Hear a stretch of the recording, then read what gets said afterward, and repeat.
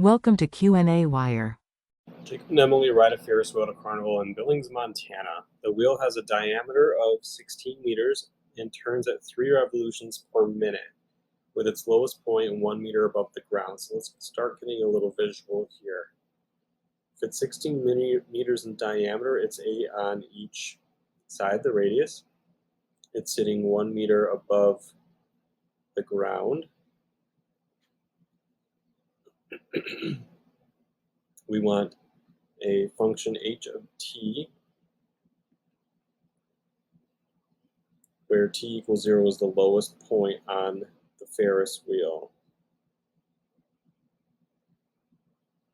Okay, so things we want to think about before building this function. What is the amplitude? What is the period? What is the midline? We don't need to worry about a phase shift in this scenario. Well, the midline would be at y equals 9, the radius plus that 1 off. The amplitude would be 8 because it would be going 8 meters above and below that midline.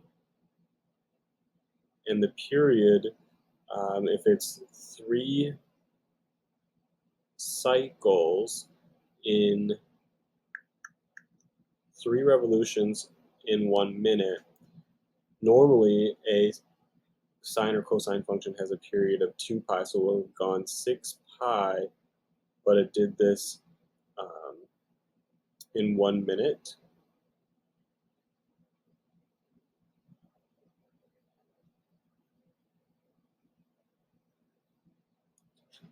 So it would have gone 6 pi units in 1 minute, would be 3 revolutions, and we have to then divide that out. Normally it's 2 pi, but it went 6 pi, so we need this to be 1/3. So I need to think about this period a little bit differently. If it's doing 3 cycles, then it would have gone 6 pi in 1 minute. So we would actually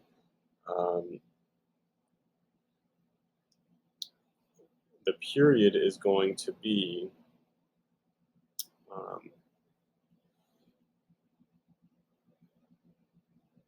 1/3 of a minute.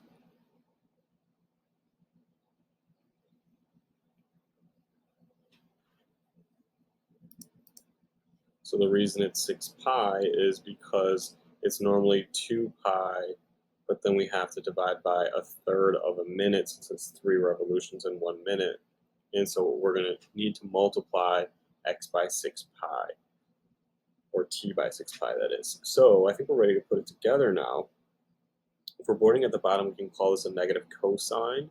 So it would be a negative 8 cosine times our, dealing with our period, 6 pi times t, so that we have a period of 1/3 of a minute. And then that would be plus 9.